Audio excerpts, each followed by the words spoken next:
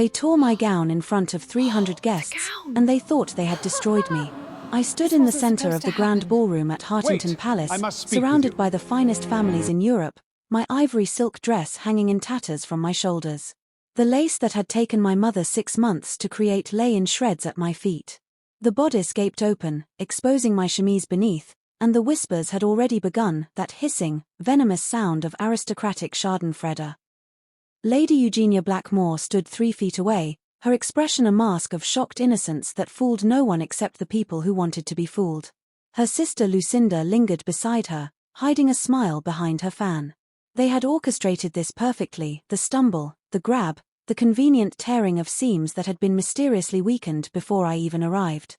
I was 41 years old, a widow attending my first bride selection since my husband's death 3 years ago.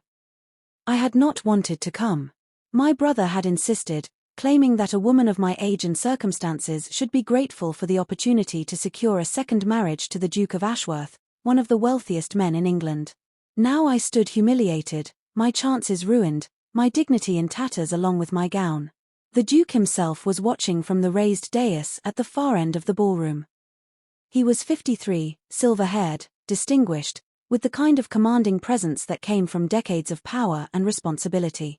His first wife had died 5 years ago, and he had finally been persuaded to seek a second marriage, hence this elaborate selection, where eligible women from across the continent had gathered to compete for his attention.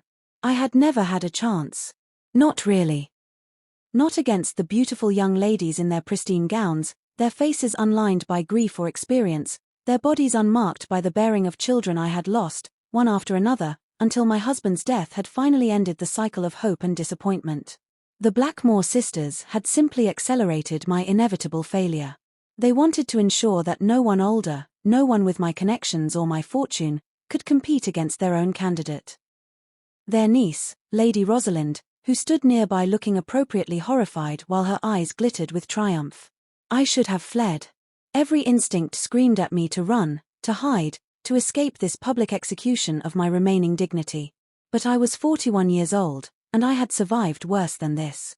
I had buried a husband and 3 children. I had managed an estate through famine and flood. I had faced creditors and predators and fortune hunters who saw my widowhood as an opportunity. I was not going to let 2 scheming sisters destroy me with a torn dress. So I did something unexpected. I laughed. The sound rang through the suddenly silent ballroom, not the hysterical laughter of a woman breaking down, but the genuine, warm amusement of someone who had just realized how absurd this all was. Well, I said, loudly enough for everyone to hear, I suppose that settles the question of whether this gown was well constructed. My mother will be devastated to learn her seamstress has been replaced by saboteurs. The crowd stared at me as though I had grown a second head. On the dais, the Duke leaned forward, his expression shifting from polite sympathy to something far more interested.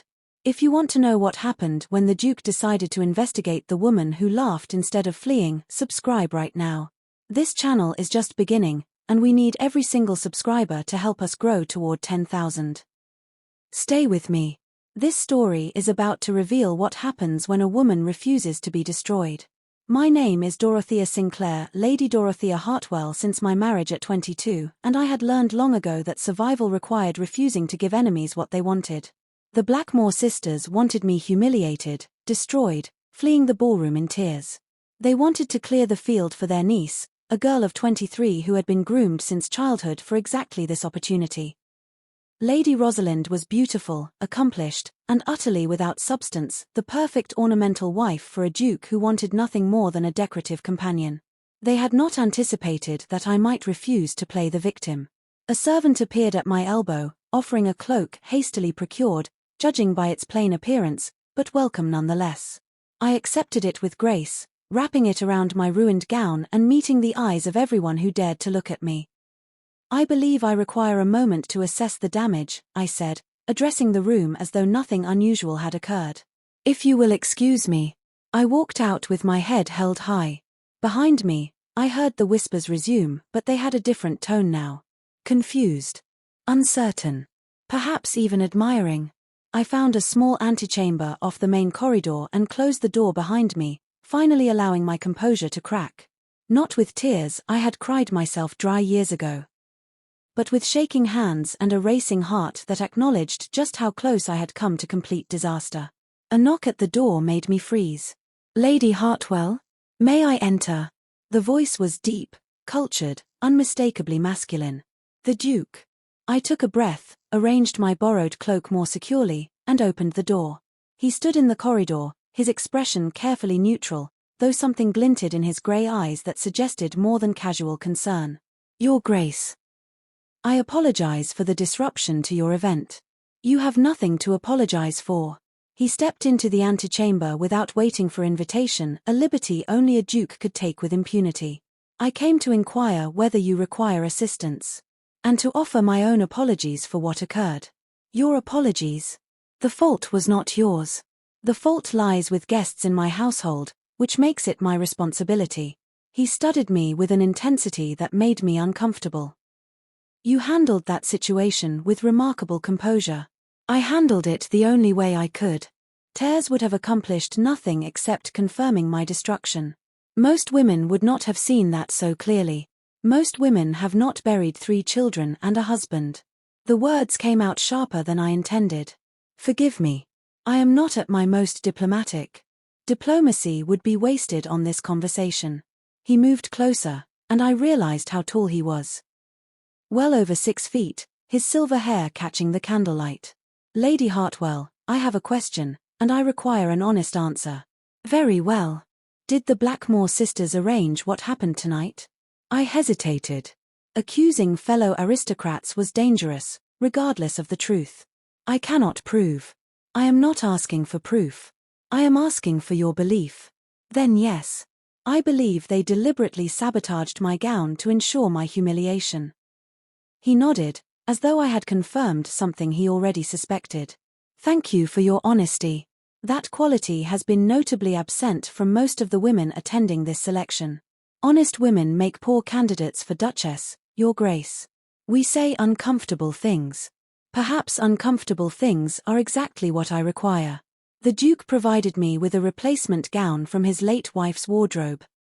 A gesture that would have seemed intimate or presumptuous from anyone else, but which he offered with such practical efficiency that no scandal attached to it. The gown fit remarkably well, despite the difference in our ages and figures. I learned later that his first wife had been 45 when she died, close enough to my own age that her clothing could be altered quickly to suit me. I returned to the ballroom transformed. The whispers shifted again as I entered, no longer the titillated hissing of witnessed humiliation but the confused murmuring of people who did not understand what they were seeing. I had been destroyed, demolished, publicly shamed. Yet here I was, dressed in the late Duchess's own gown, walking beside the Duke himself. The Blackmore sisters looked as though they had swallowed something poisonous. "You have made enemies tonight," I murmured to the Duke, as he led me toward the refreshment table. "I have made enemies every day for 30 years. A few more will not trouble me. They will make your selection more difficult. My selection has already become considerably simpler." He handed me a glass of champagne, his fingers brushing mine in a way that seemed entirely deliberate. I came to this event expecting to choose from a collection of interchangeable young women, all of them trained to smile and agree and produce airs. I expected to find a competent duchess but not a companion. And now I have found something unexpected. His grey eyes held mine. A woman who laughs when she should cry. Who refuses to be destroyed. Who says uncomfortable things because they are true. "I am 41 years old, Your Grace. I cannot give you heirs. I have an heir, my nephew, a capable young man who will inherit everything. I do not need more children. What I need is a partner." He paused. "What I want is someone interesting." I stared at him, trying to determine whether this was genuine or some elaborate manipulation I did not understand. "You cannot be serious." "I am entirely serious. I have been a widower for 5 years, Lady Hartwell. I have had 5 years to observe the women who pursue my title, to learn the difference between performance and truth. You are the first candidate who has shown me truth since this process began. Because my gown was destroyed. Because you laughed. Because you walked out with dignity instead of shame. Because when I asked you a direct question, you gave me a direct answer." He smiled slightly. "I have not been answered directly in decades. You cannot imagine how refreshing it is. This is where the unexpected connection begins. If you are feeling this moment of impossible hope, drop a comment and tell me where you are watching from. I read every single one. Subscribe. Like this video. Help us reach 10,000 subscribers. The remainder of the bride selection proceeded strangely. I was no longer invisible. The Duke sought me out at every event, conversing with me publicly, dancing with me when protocol permitted, demonstrating an interest that made the other candidates increasingly desperate. The Blackmore sisters attempted to recover from their failed sabotage. They spread rumors about my character, my first marriage, my failure to produce surviving children. They suggested that I was a fortune hunter, a schemer, that I had somehow orchestrated the dress incident myself to gain the Duke's sympathy. None of it worked. The Duke was not a man who formed opinions based on gossip. He observed, evaluated, and reached his own conclusions. Every rumor the Blackmores spread seemed to drive him closer to me rather than further away. They say your first husband died under suspicious circumstances, he told me one evening, as we walked in the palace gardens. My first husband died of a fever that swept through our entire household. 3 servants also died, as did my youngest child, a boy of 8 months. I kept my voice level despite the pain the memory still caused. The suspicious circumstances are a fiction invented by people who wish me ill. I know. I had my solicitors investigate before the selection began. All candidates were reviewed. You investigated me before we even met. I investigated everyone. It would be foolish to marry without knowing the truth about a prospective spouse. He glanced at me. Your record was exemplary. A faithful wife, a capable household manager, a woman who handled adversity with grace. The only fault anyone could find was your failure to produce surviving heirs, and that is hardly a fault when so many infants die regardless of their mother's care. Why did you not tell me this earlier? Because I wanted to see how you would respond to the accusations. Whether you would rage, weep, or deny. He smiled. You did none of those things. You simply stated the facts and let them speak for themselves. That confirmed my assessment. Your assessment that I am interesting? My assessment that you are the most honest person I have encountered in decades of public life. He stopped walking, turning to face me. Lady Hartwell, I am going to ask you something, and I want you to answer honestly as I have come to expect from you. Very well. Do you want to be Duchess of Ashworth? Not for the title, not for the wealth, not for the security, but genuinely, actually want to be my wife? I considered the question seriously, as it deserved to be considered. I do not know you well enough to answer that with certainty. But I know that you are the first man in 20 years who has looked at me and seen a person rather than a function. I know that you value honesty, which means I would not have to perform a version of myself for the rest of my life. I met his eyes. I know that I could be happy with you, given time to develop genuine affection. Whether that is wanting in the way you mean, I cannot say. That is the most honest answer anyone has ever given me. Did you expect me to declare undying love based on 2 weeks of acquaintance? I expected you to say whatever you thought would secure the position. Then you did not know me as well as you believed. He laughed, a genuine, warm sound that transformed his distinguished face into something younger, more approachable. I am beginning to think I do not know you at all. And I am looking forward to spending years correcting that deficiency. The Duke announced his decision 3 weeks after the dress incident. He chose me. The reaction was volcanic. Lady Eugenia Blackmore had what could only be described as a public collapse, shrieking accusations that I had bewitched the Duke, corrupted his judgment, somehow cheated the selection process. Her sister Lucinda attempted to maintain composure but was clearly shattered by the failure of their scheme. Lady Rosalind, their carefully groomed niece, watched the announcement with an expression of blank shock, clearly unable to comprehend how a 41-year-old widow had defeated her. I stood beside the Duke on the raised dais, wearing another of his late wife's gowns. I had been provided with an entire wardrobe now, altered to fit my slightly different figure, and I watched the chaos unfold with surprising calm. You have made many enemies today, I observed quietly. I have chosen wisely today. The enemies are an acceptable price. They will not simply accept this. The Blackmores have considerable influence. They have influence that I can counter. And they have made the mistake of attempting to humiliate my future wife. That is not something I will forgive. He placed his hand over mine on the railing. You are under my protection now, Dorothea. May I call you Dorothea? You may call me whatever you wish. You are to be my husband. Then you may call me Henry, when we are private. Henry.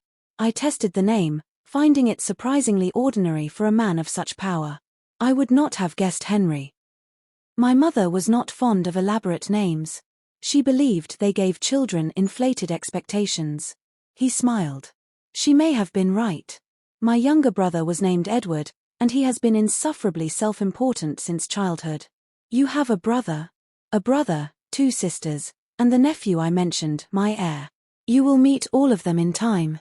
His expression grew more serious. They will accept you, Dorothea. I have made clear that anyone who fails to show you proper respect will face consequences. You cannot command people to like me. I can command them to be civil. Affection, if it develops, will be a bonus. Our wedding took place 6 weeks after the selection. It was a grand affair appropriate for a duke's marriage, unavoidable given the social obligations involved. I wore a gown of silver and white, more elegant than anything I had owned during my first marriage, and I walked toward the altar with the kind of calm that came from knowing exactly what I was doing. I was marrying a man I respected rather than loved. A man who valued my honesty over my youth. A man who had seen me at my lowest moment and chosen me because of it, not despite it. It was not the passionate romance of girlhood fantasies, but I had learned long ago that girlhood fantasies were poor preparation for actual life. The ceremony was traditional, the reception elaborate, and throughout it all, Henry remained close beside me, attentive, protective, demonstrating to the assembled guests that his new Duchess had his complete support. The Blackmore sisters did not attend. They had been pointedly not invited, their social standing suddenly diminished by the Duke's obvious displeasure. Lady Eugenia had retreated to the country, reportedly suffering from a nervous condition. Lady Lucinda had attempted to continue in society as though nothing had happened, but found that doors previously open to her were now firmly closed. The consequences of attempting to destroy the Duke's chosen bride were swift and severe. You are ruthless, I told Henry, during a quiet moment at our wedding reception. I protect what is mine. You are now mine. He said it simply, without possessiveness or threat, as a statement of fact. Anyone who attempts to harm you will discover exactly how ruthless I can be. I am not certain whether to be comforted or alarmed. Be comforted. My ruthlessness is reserved for enemies, not for you. We are at the marriage now. If you are feeling this moment of unexpected partnership, share this video with someone who believes in unconventional love. Subscribe. Help us reach 10,000 subscribers. Every single one of you matters. Marriage to Henry was nothing like my first marriage. With Thomas, my first husband, I had been young and eager to please, constantly uncertain whether I was fulfilling my duties adequately. We had cared for each other in the fumbling way of young people thrown together by family arrangement, but our relationship had been marked by my endless anxieties and his gentle but ineffective reassurances. With Henry, I was simply myself. He did not require performance or pretense. When I was tired, I said so, and he arranged for me to rest. When I disagreed with him, I said so, and he engaged with my arguments rather than dismissing them. When I was uncertain about some aspect of my new role, I asked questions, and he answered them with patience and detail. You are nothing like what I expected a duke to be, I told him, 3 months into our marriage. What did you expect? Arrogance. Condescension. The assumption that your opinion was always correct because of your position. I learned those habits would have been, during my first marriage. My first wife, Eleanor, had no tolerance for arrogance. She trained it out of me with considerable determination. You speak of her fondly. I loved her. I mourned her deeply when she died. He met my eyes without evasion. I tell you this not to make you jealous, but to be honest. She was a remarkable woman, and I was fortunate to have her as my partner for 25 years. And now you have me. And now I have you. A different remarkable woman, equally capable, equally honest. He reached for my hand. I do not compare you, Dorothea. You are not a replacement for Eleanor. You are yourself, and I chose you for exactly that reason. You barely knew me when you chose me. I knew enough. I knew you laughed when others would have wept. I knew you answered directly when others would have evaded. I knew you survived experiences that would have broken lesser people. He squeezed my hand. I knew I wanted to know more. 3 months later, I have not been disappointed. The first year of my marriage brought unexpected challenges. Henry's family accepted me with varying degrees of warmth. His sisters were welcoming, pleased to have another woman in the family after 5 years of Henry's solitary widowhood. His brother Edward was more reserved, clearly uncertain about this older bride who had appeared from relative obscurity. His nephew, the heir, Lord Thomas Ashworth, was the most difficult. Thomas was 32, unmarried, accustomed to being the focus of his uncle's attention and the presumptive future duke. My arrival disrupted his expectations in ways he struggled to articulate. "You are not what I expected my uncle to choose," he told me, during a family dinner, his tone just barely polite enough to avoid rebuke. "What did you expect him to choose?" "Someone younger. More suitable for the position. More controllable, you mean?" "Someone who would defer to family opinion rather than forming her own." His expression flickered, surprised that I had cut so directly to the heart of his objection. "I did not say. You did not need to say it. I understand your concerns, Thomas. A younger wife might have given your uncle more children, potentially displacing you as heir. A more malleable wife might have allowed family members to maintain influence over the Duke's decisions." I held his gaze steadily. "I am neither young nor malleable. If that troubles you, I suggest you adjust your expectations. You speak very boldly for someone who has only recently joined this family. I speak boldly because I have learned that bold speech is more effective than timid suggestion. And because your uncle chose me precisely for this quality." I smiled without warmth. "You may find me unsuitable, Lord Thomas. That is your privilege. But I am your uncle's wife, and I am not going away. We can be allies or adversaries. The choice is yours." He stared at me for a long moment, clearly reassessing whatever assumptions he had made. "You are not what I expected," he said finally, his tone shifting to something more respectful. "No. I rarely am." By the 2nd year of my marriage, I had established myself firmly as Duchess of Ashworth. The household ran smoothly under my management. The charitable works I had initiated flourished. The social obligations of my position were fulfilled with competence if not enthusiasm. I had become, in every meaningful way, exactly the partner Henry had sought. And somewhere along the way, I had fallen in love with him. I did not notice it happening. There was no dramatic moment of realization, no thunderbolt of passion that transformed my practical affection into something deeper. It crept up gradually, built from 1,000 small kindnesses, 1,000 conversations, 1,000 moments when he proved himself to be exactly the man he had claimed to be. I loved his honesty, his protective instincts, his willingness to listen to my opinions and change his mind when I was right, his dry humor, his patience with my occasional sharp tongue, his complete acceptance of who I was, without any attempt to reshape me into something more convenient. I told him on an ordinary evening, sitting together in his study after dinner. "I love you." He looked up from the book he was reading, his grey eyes warming. "I know. You know? I have known for months. I was waiting for you to realize it yourself."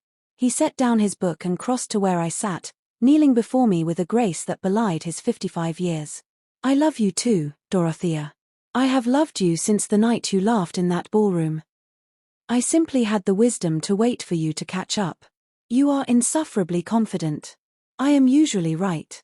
You will discover this over the coming decades." Decades? I intend to live a very long time. I have finally found a wife worth keeping, and I am not going to surrender her to mortality any sooner than necessary. I laughed, that same laugh that had first captured his attention, 2 years ago in a ballroom where my enemies had tried to destroy me. "Then we shall both live long lives," I said. Out of sheer stubbornness. I would not have it any other way. The years that followed proved both our predictions correct.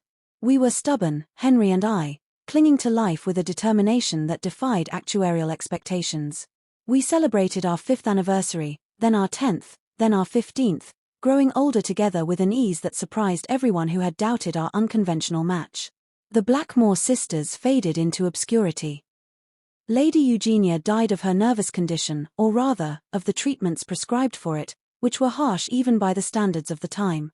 Lady Lucinda remarried poorly, desperate for security, and spent her remaining years in genteel poverty. Lady Rosalind, their intended candidate, made a respectable but unremarkable marriage to a baron of modest means. She bore 4 children and lived a life of quiet domestic contentment that was, perhaps, better suited to her temperament than being Duchess would have been. Lord Thomas, Henry's nephew, eventually accepted me as an aunt of sorts. He married a sensible woman of good family and produced heirs of his own, securing the succession that had never depended on me. We developed, over time, a relationship of mutual respect that almost approached affection. And Henry and I grew old together. We quarreled sometimes, 2 strong-willed people could hardly avoid it, but our quarrels were productive, leading to resolution rather than resentment. We supported each other through illnesses and losses and the inevitable difficulties of aging. We remained interested in each other, curious about each other, determined to continue discovering new things about the partners we had chosen. On our 20th anniversary, Henry gave me a gift I had not expected. "This is the dress," he said, presenting a carefully preserved garment. The one that was destroyed at the selection. I had the pieces collected and kept. I stared at the torn ivory silk, the shredded lace, the evidence of the night that had changed my life. Why? Because I want you to remember what you survived. What they tried to do to you, and how you refused to let them succeed. He took my hands. You laughed, Dorothea. They tried to destroy you, and you laughed. I fell in love with you in that moment, though I did not know it yet. You have kept this for 20 years. I would have kept it for 100. It is proof of who you are, proof that the woman I married is extraordinary. He kissed my forehead gently. Happy anniversary, my love. Henry died at 78, peacefully, in his sleep. I was 72 by then, and I had known for some time that we were living on borrowed time. We had been granted more years than either of us had expected, and we had used them well. At his funeral, I stood beside his coffin with dry eyes, having wept myself empty in the private hours before the public ceremony. Lord Thomas, the new Duke, stood beside me, his hand under my elbow in silent support. He loved you, Thomas said quietly, more than I ever understood, until I watched you together over the years. I loved him too, more than I expected to, when I agreed to marry him. Will you stay at Ashworth Hall? It is your home. For now. Perhaps not forever. I looked around the chapel, filled with mourners who had come to honor a man who had lived and ruled and loved well. I do not know what comes next. I have never been a widow in this particular way before. In this particular way. Before, I was a widow who had lost a duty. Now I am a widow who has lost a love. I smiled slightly. The experience is quite different. I lived another 8 years after Henry's death. I spent them at Ashworth Hall, welcomed by Thomas and his family, respected by the community that had come to know me over 3 decades as their Duchess. I wrote my memoirs, a frank account of my life, including the dress incident and everything that followed. I established charities in Henry's memory. I watched his great-nephews and great-nieces grow up, knowing that his legacy would continue long after I was gone. On my 80th birthday, surrounded by the family I had joined late in life, I told the story one final time. They tore my dress at the bride selection, I said, looking at the young faces gathered around me. The Blackmore sisters, you will not remember them, they wanted to humiliate me, to drive me away so their niece could become Duchess instead. What did you do, Great-Aunt Dorothea? The youngest great-nephew leaned forward eagerly. I laughed. I stood in that ballroom with my gown in tatters, and I laughed. Not because it was funny, but because it was absurd. Because they thought they could destroy me with a torn dress, and they had no idea who I was. And the Duke saw? The Duke saw everything. He watched me laugh when I should have wept, and he decided in that moment that I was worth knowing better. A year later, we were married. 25 years after that, we were still married, and still learning new things about each other. What is the lesson, Great-Aunt? The lesson is simple. I looked around at these young people, future dukes and duchesses, lords and ladies, people who would face their own trials and humiliations. When someone tries to destroy you, do not give them the satisfaction of seeing you broken. Laugh if you can. Stand tall if you cannot laugh. And know that the people who matter, the ones worth having in your life, will see your strength and value you for it. Even when you are 41 and attending your first bride selection, especially then. Because by 41, you know who you are. You have survived enough to understand your own worth. And you no longer need anyone else's validation to stand tall. They ripped her dress at the bride selection. But the Duke saw it all. And what he saw? A woman who laughed when she should have wept, who refused to be destroyed, who walked out with dignity instead of shame, was the beginning of a love story that lasted 25 years. It was not too late for her. It is never too late for anyone who refuses to give up. Thank you for staying with me through this entire story. If it moved you, if it reminded you that destruction can become transformation and enemies can become irrelevant, please subscribe. This channel is just beginning, and we need every single subscriber to help us reach 10,000. Share this video with someone who needs to hear that it is never too late to find love. Comment where you are watching from. I read every single one, and I want to say hello to you. Like this video. Subscribe to our channel. Help us reach the people who need these stories. Until next time, remember, when someone tries to destroy you, laugh. The right people will see your strength, and they will choose you because of it.